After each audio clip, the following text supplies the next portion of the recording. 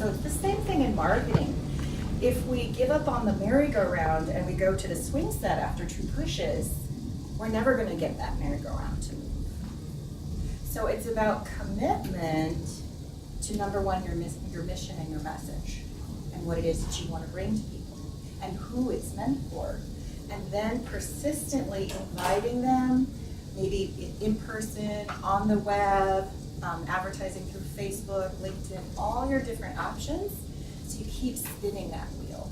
Okay. And so your program, how does your program address the different ways that we can persist? Because that's a big theme. Well, my program, this program in particular, is a mindset program, and so it doesn't tell you different ways that you could market. It's not my marketing program. It's a mindset program so that you don't give up.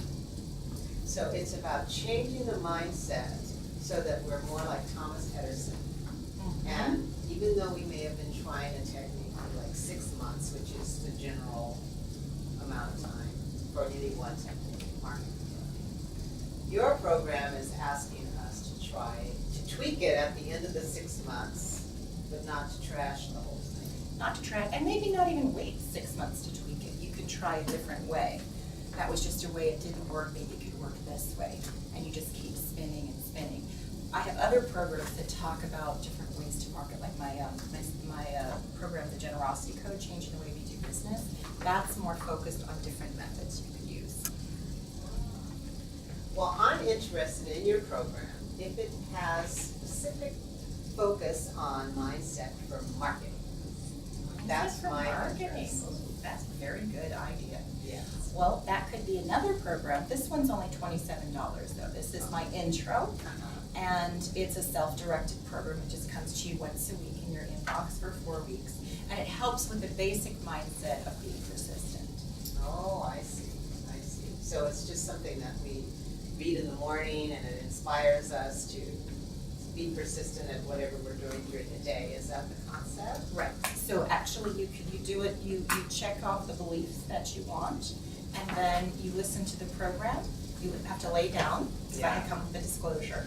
You go out, fall into a deep sleep in about 2 to 3 minutes. So we want to make sure you're safe. So you lie down, and even if you fall asleep, if you have agreed to that mindset that you want to change to, then during the process it will change. Okay, so you could do it in the morning, or you could do it at night.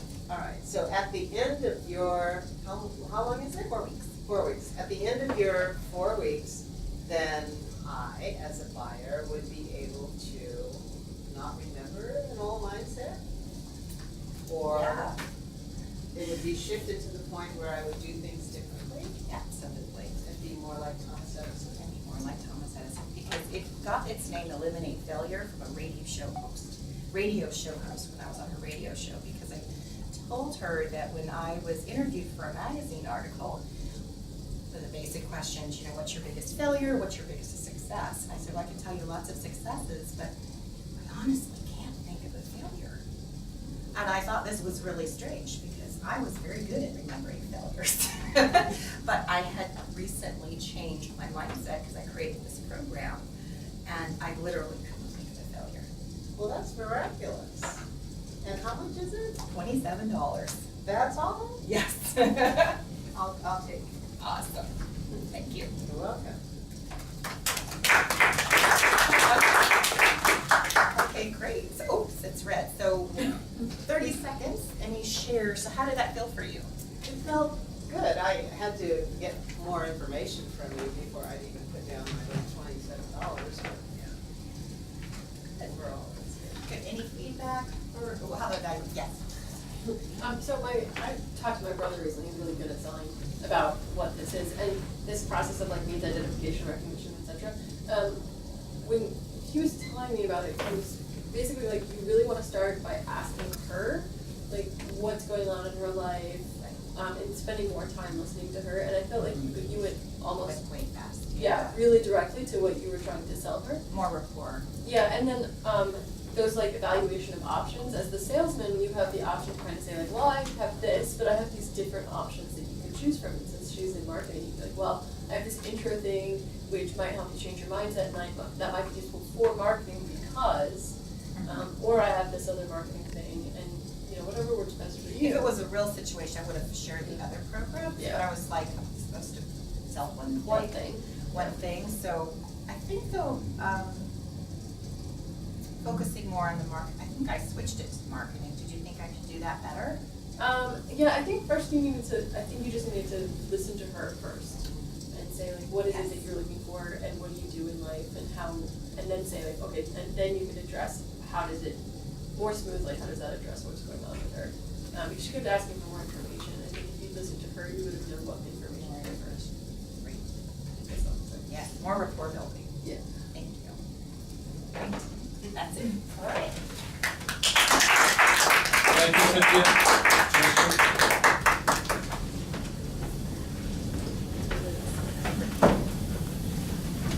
Patricia, did you need the attorney? You'll leave it there, and then I'll just, come on up and signature.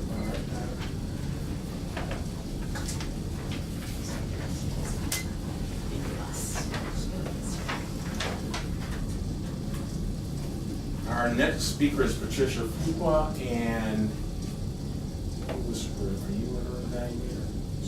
You are. You are. Okay.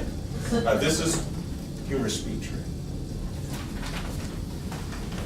So her objectives are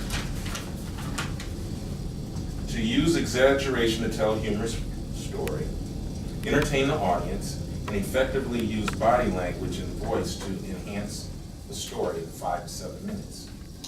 Patricia Fuqua helps singles meet through dining, coaching and matchmaking in her patented dating diamond system. She's been coaching singles with heart-to-heart communication skill set so they can create a relationship that truly supports them to be what they want to be since 2008. She also provides the Diamond Table, a dinner membership club for singles to practice their communication skills. Patricia walks the walk, walks her talk, and applies her own advice to get the gift that keeps on giving in tonight's speech. What do you want for Mother's Day, Patricia? Is the title of her speech today. It gives us a little insight into clear communication that she practices in her own relationship. What do you want for Mother's Day, Patricia? Please welcome.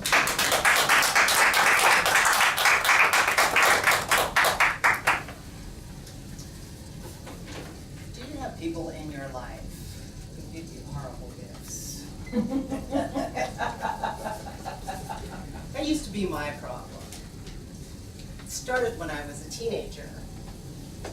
And I was always a very athletic person. I loved to run, I did track, I loved volleyball, I loved all that stuff.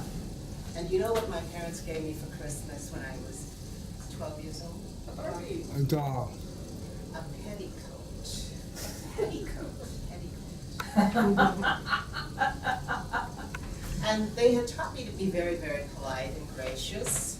So they took this petticoat out. It had several tiers and it was lined with pink satin. And they took it out and they said, they didn't wrap it because they knew that was too much. So they gave me this petticoat and they said, oh, this is so pretty. We thought you'd love it for your Sunday dress. And I was like, thank you, Mom and Dad. This is so pretty. I'm so grateful. And they said, are you sure? Uh-huh. I never wore that petticoat. I don't know what happened to it. It disappeared. I don't know. Maybe the Grinch got it. Who knows? So that was the first worst gift that I had ever gotten. So as life moved along, I got married to this wonderful man. He's everything that I could ever dream of. Black eyes, broad shoulders. I love black eyes and broad shoulders. This man has them, right? But he wasn't so good at giving gifts. So I had to work that out. So one day I said to him, honey, I'm gonna give you a list of the things I like. 5, 6 things. Every holiday, I'm gonna give you a list. You can pick any one thing on that list, you can pick them all. But don't get me anything else unless it's on that list. And you listen. So that's how this title came about. What do you want for Mother's Day, Patricia? And I told her. Now as I told you, I am not into jewels or girly fitty things. So I said to him very clearly, please get me a hummingbird feeder. You might say, what the hell, Patricia? Well, this is it. I love hummingbirds. Did you know that hummingbirds are the smallest bird on the earth, and that they eat half their weight in juice every day? They only weigh 7 ounces. And their wings move so much that they can go up, down, to the side, upside down, like, you know, Junior Birdman, if any of you remember that song. They're wonderful. The hummingbird feeder is right outside my dining room window, and I can sit there in the morning and watch those babies go through their paces. And they are so entertaining from April all the way up to November. And you know what they do after that? They fly to Mexico. Spend the winter down there. Can you imagine a lifestyle like that? Whoa. At any rate, I was sitting there and I got tired of being inside, so I decided to go outside. And I love to stand in the sun. So I'm standing in the sun like this. The sun is on my back, kind of like a warm caress, right? I have my tea in my glass teacup. It has to just be so for me. And I'm sitting there sipping my tea when the big kahuna flies over my backyard fence right here in my face. Now the big kahuna is the size of a pigeon. He's got this throbbing, ruby throat and these huge green wings, and his beak is at least 2 feet long. He's huge. I've never seen a bird like that. And he's right here, mid-air, and he's looking at me like, so, what are you doing today, little girl? Not mad. Without me, there wouldn't be a hummingbird feeder. Without me, there wouldn't be any hummingbirds. So it was like, this is a very arrogant bird. So I started yelling at him. What do you mean, what am I doing? This is my deck. This is my yard. Go, bird! And he just looked at me like, and he flew off. I'm still yelling at the bird. The neighbors are coming, peeking over the fence, saying, what's going on, Patricia? I'm saying that hummingbird was in my face. They said, where? I look like the mad person, right? Well, that was only one of those people who came, one of those hummingbirds, excuse me, who came by.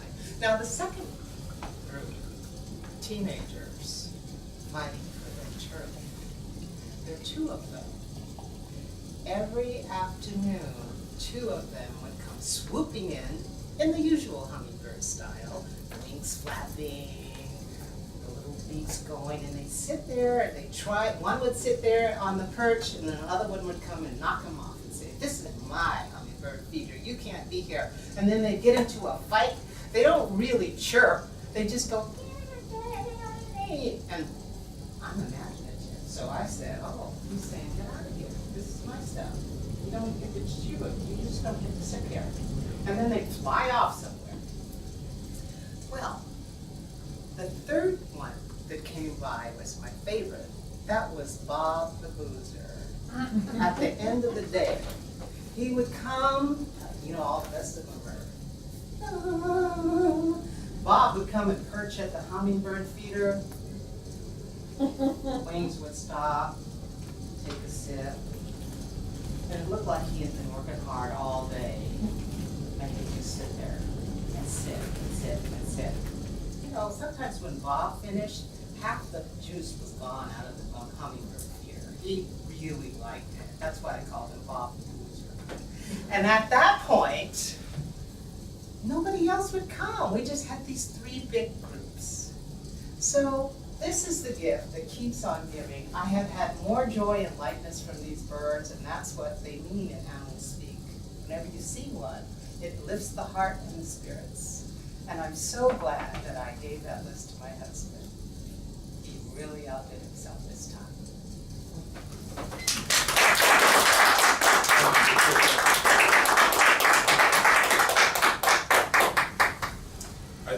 For those of you who are visiting us for the first time, in a regular Toastmasters meeting, we would probably have a minute or 2 of silence for evaluators to write.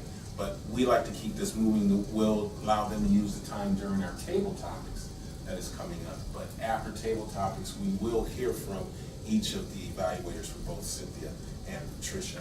And with that, I'm going to introduce our table topic master this evening, Mr. Philip Birdsong.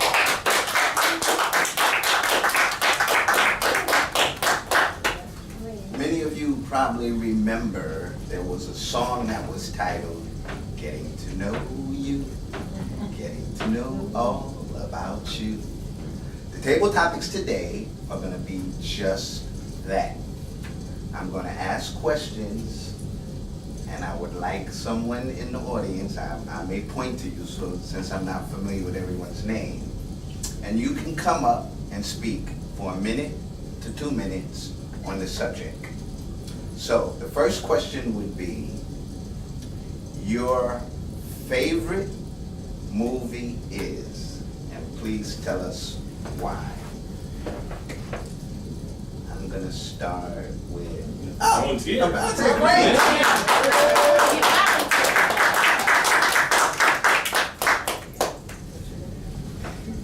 I'm a total movie buff. I absolutely love and adore movies. And a gentleman was hitting me up on Halloween night in my witch costume. And he asked me, what's your favorite all-time top 5 movies? And I went, I just couldn't think of it. But if you mention the name of a movie, I can talk all about it. And I know directors, I know actors, but I just couldn't come up with my top 5. But you just told me, what would be my top one? And I'll tell you what, it's not necessarily my top movie that I love, but it was influential. E.T. Steven Spielberg. I was on a date. Somebody asked me to go out to a movie. And they said, how about E.T.? I said, what's E.T.? And he said, the extraterrestrial. And I'm thinking, oh, I know, Star Wars was about that time. Like, I wasn't going to wait in line for days for Star Wars. That's just not my genre. It's a cool movie, but just not my thing. I'm like, oh, E.T., the extraterrestrial. I'll go because I'm interested in this guy.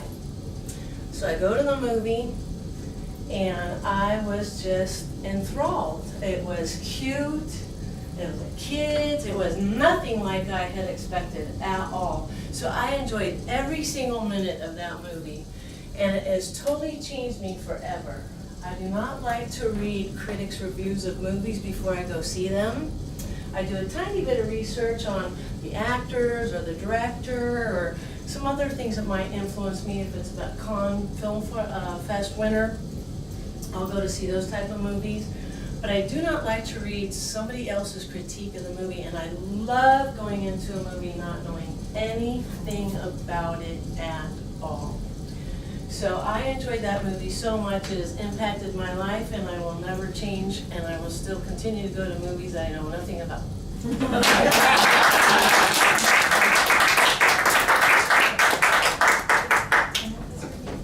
I'm sorry. Lisa. Oh, Lisa.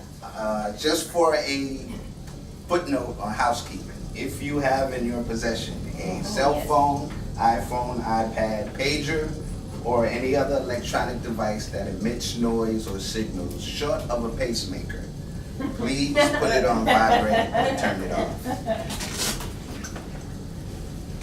In school, you were known for. In school, you were known for. And this would probably be among your peers or your teachers. In school, you were known for, and I'm gonna ask this young Alright. What was your name? Shavia. Shavy. In school, I was known for, alright, I'm gonna go back to high school. That was what I can remember. I don't remember anything before high school that well. I think what I was really known for was being a top athlete. I was never a class clown. I was never the person who spoke the most in class. In fact, I was actually really scared to speak. Despite the fact that I love Toastmasters and I love speaking nowadays, I would barely speak up in class. I was very shy, I would hide in the back. And I had social anxiety in that aspect. However, on the sports arena, I played field hockey in the fall, ran winter track in the winter, softball in the spring, and I was known as a top athlete in school. And so with that, I was able to, quote unquote, gain popularity in that sense and become friends with different athletes and from different team members. I was able to be popular in gym class, which was my favorite, one of my favorite classes, because I was one of the first people picked. But when they would separate the team, they would pick who they wanted on their team, and they had to pick a girl, then a boy, then a girl. I was always one of the first 2 girls picked, so it made me feel good.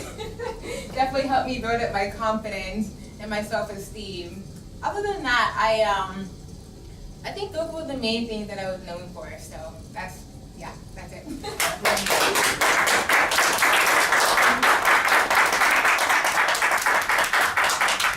In your family, you have a reputation for. In your family, you have a reputation for.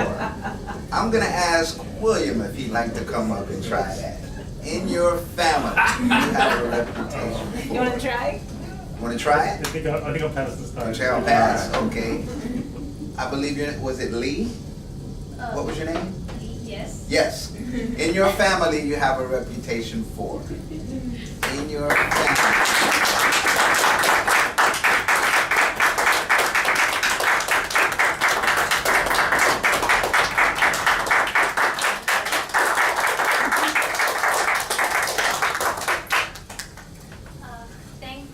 Thank you.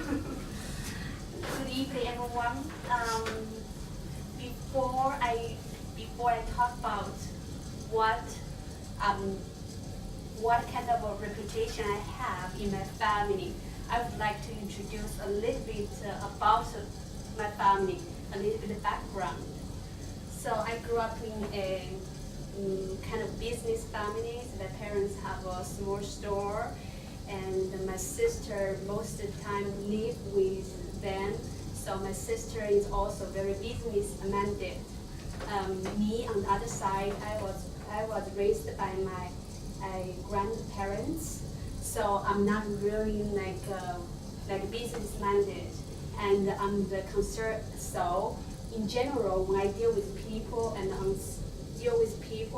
or on the business side or even the social side, I'm considered very reserved, very shy, because I'm not that does not have that kind of personality. Reach out to people talk to people, and be very socialized. It's just not built in my personality because how I was raised by my grandparents. So whenever I go out with my sister, she is actually much younger than me, but whenever I go out with her, everybody will think that she's my elder sister, because when I go out with her, she's always the person who leads the whole situation, or the conversation, or how to deal with certain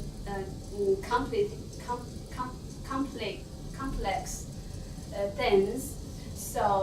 So my parents and my sister told me that you are really, really simple-minded. You should not live in China. That's why I'm in the United States.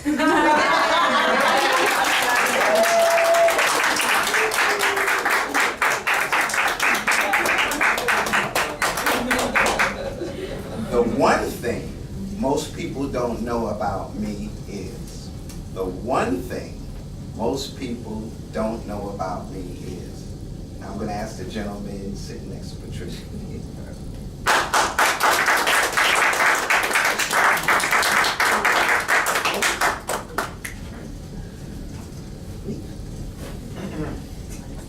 Okay. Hello everybody, my name is Tom. One thing people don't know about me is I'm not all that shy. I'm very quiet. I like to listen and observe other people, and so I got in a lot of trouble with that when I was young. I made terrible first impressions. People used to get the impression that I hated them, and I hear this like years later, you know, down the grapevine, and only like recently reconciled with some people just because of this very awkward interaction when we first met, you know, years and years ago. But the truth is, I like people. Okay. Thank you.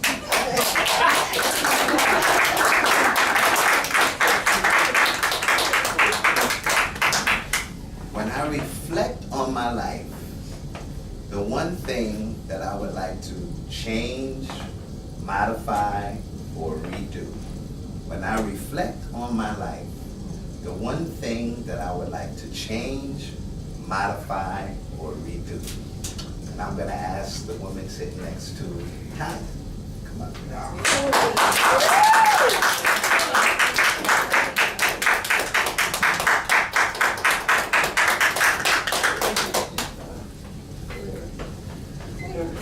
Well, I just finished reading The 5 Regrets of the Dying, so I have a good idea of what you would want to look back on your life and not regret. And I think one of the things that I'm working really hard at right now is modifying how much I work and how I work.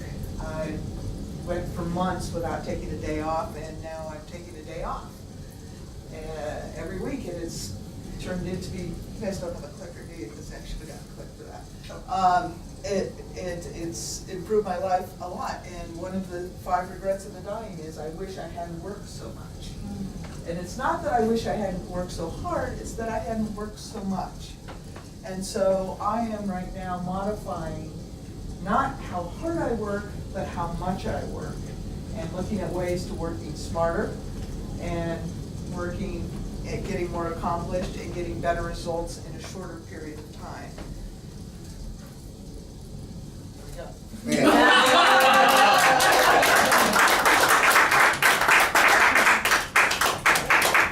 Do we have time for one more? Yeah, one more. All right.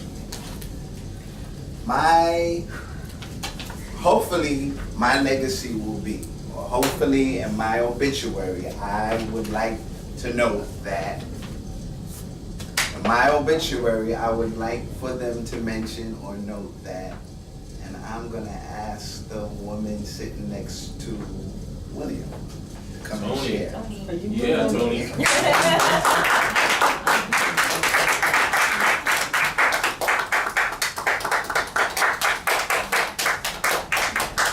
Mr. Table Topics Master, fellow Toastmasters, I am going to exercise the prerogative to speak on one of the other ones. Any of the other ones. I'll let you pick for me. Any one of the other ones. Well, one thing that people typically don't know about me is that English is my 3rd language. It's really odd that I ended up having a career in technical communications because English is my 3rd language. But on the other hand, I learned English in school, so therefore, I learned it correctly. In fact, people always made fun of me because I talked like a textbook instead of like a real person. And this is just the way I talk. It worked out very well for me professionally to have multiple languages. One of the things that I specialize in is being able to write for translation. So you may or may not know, I don't know how many of you work in software or in technology at all, but all of this great software that's being developed here in the Silicon Valley has to be used all over the world. And people who are not native speakers of English have to be able to understand how to use the technology. One way that you can do that is to translate. That can get very expensive. So whether it's going to be translated or not, what you want to do with your documentation is to have it written in plain, simple sentences. A lot of what we learn here in Toastmasters is very useful for that. Being able to express your thoughts clearly, concisely, and not ambiguously. So that is one thing people typically don't know about me, is that I speak multiple languages and English is my third.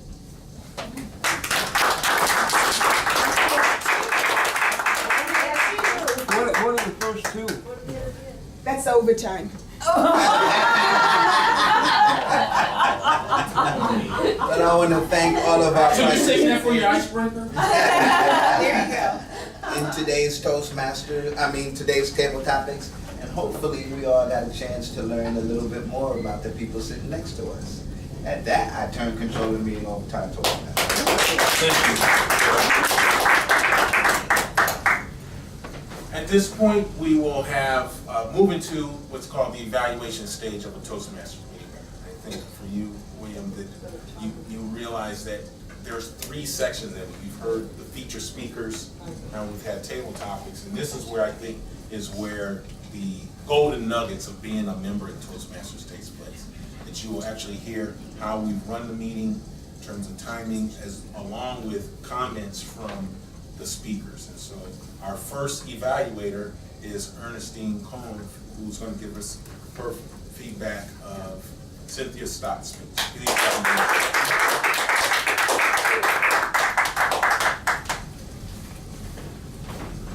The manual actually asks for Cynthia to sell an inexpensive product. In her case, the inexpensive product was a class. It wasn't something physical. So trying to explain something that isn't physical is a little more difficult because you're trying to explain a concept. I thought that her initial explanation of what the purpose of her speech was to be was well done, and I could understand clearly what she was getting at. She did bring the buyer into the process. I think that she could have gotten to know her buyer better by asking more questions about what the buyer's interests and aims were before going directly into her sales process. Her questions, in most of the time, were effective, but there really should have been more questions to learn more about her buyer. She did show concern. She did explain her product well, and she was knowledgeable about her product. Obviously, it's something she was selling. I hope she was knowledgeable about it. The buyer did finally commit to buying her product and trying it out. So I think she did accomplish what the sales process set out to be, but she really needs to build more rapport with her potential buyer. Thank you,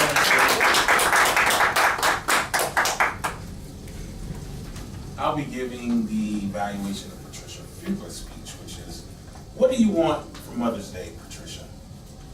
I'll go through the evaluation sheet, but I'm also going to share some observations that I made on my own that are here.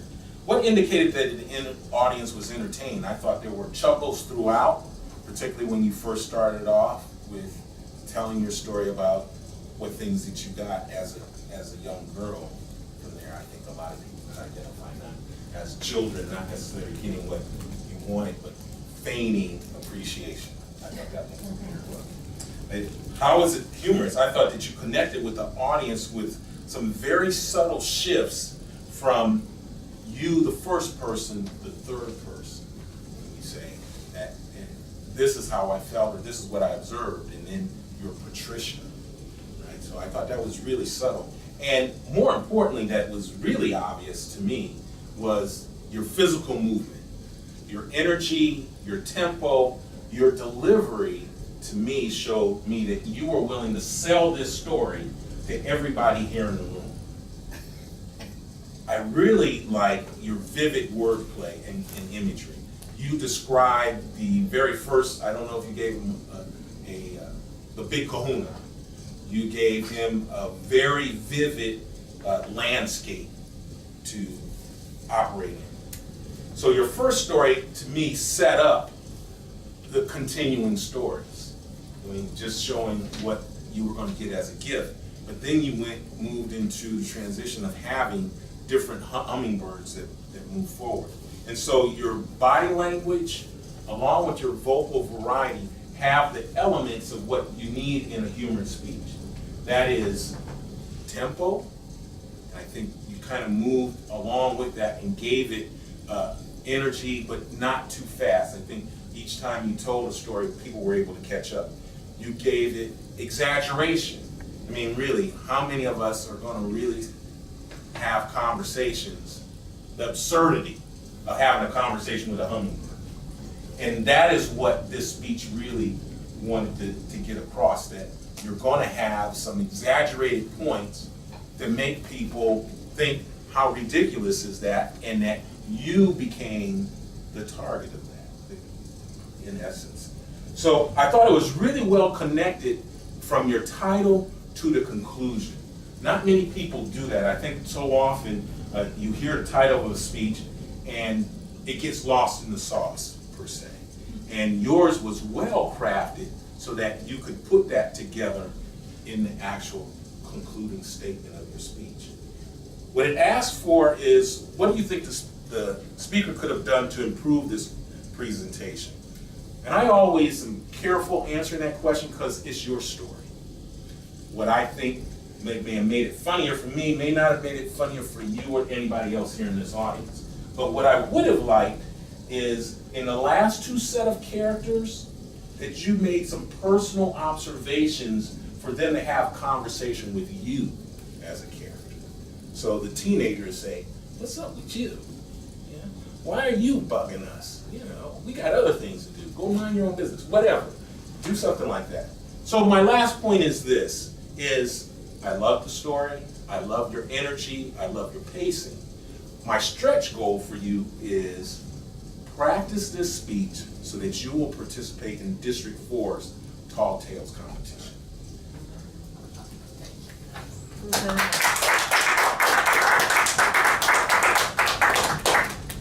We'll move on to some other aspects of tonight's meeting, and that is we'll hear from Ernestine to give us our timers report. Yes. Timers report. You want me to do it from here? If you could please stand and deliver to us. Okay, I'm gonna stand and deliver. You know what that is. We've all seen the movie. Okay, our speakers. Cynthia was exactly 12 minutes. I did not count the ending audience participation because that wasn't actually part of the speech. Patricia, you were exactly 7 minutes and 24 seconds, so you were in your 5 to 7 minutes. You exceeded by 24 seconds, but that's okay, you get 30. Okay, our table topics.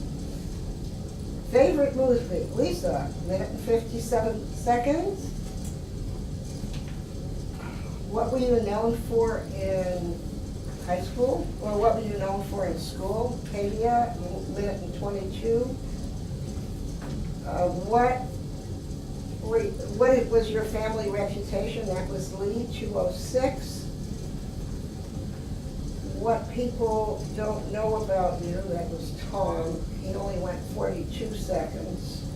Next time, another 20 seconds. 18 seconds is all you need. Gotta make it to 60. That's the rule. There's no leeway at the beginning of table topics. You have to make the first minute. But I thought everybody did a great job on table topics. Oh, wait a minute. You were the last one. Oh, you're here. Wait a minute, Tony. There you are. Minute and 58 seconds. And what would you want in your obituary? But I liked your subject better. Thank you. Because I haven't figured out what I want in my obituary yet, and I'm getting too close. It's too close, that's the problem. Thank you, Ernestine. I'm going to give a few brief comments on how well this meeting has worked and what things we could work on. First, I want to thank Ken Bukowski. He's a former member, and I'm going to... He's a member. Oh, you are members? He is Okay, a member. good. Thank you, Ken. Ken has been willing to film us, so if anybody here does not want to be filmed, please let him know. Okay. But I think we started a little bit later. We had our business meeting, so I apologize to you, William, but I think we have the room set up to accommodate as many people as we can for this setting. Very energized that we have so many guests. I think moving forward, Philip and I talked about this, we weren't expecting all these guests. We should have been expecting all these guests, so we had as many copies of the agenda available. And the other thing is that we integrate a word of the day. Oh, we forgot to. Which we Gratitude. Yeah. We came up with it, but we forgot. So that we do that. We hope that this meeting really is meaningful for those of you who want to join, because a lot of us are doing double duty. So that's kind of where we're at right now, because I want to give a speech.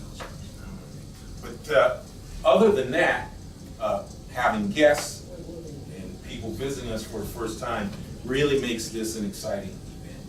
And we'll talk. And so right now we will take a 5-minute break to move into the second part of tonight's meeting with our guest speaker.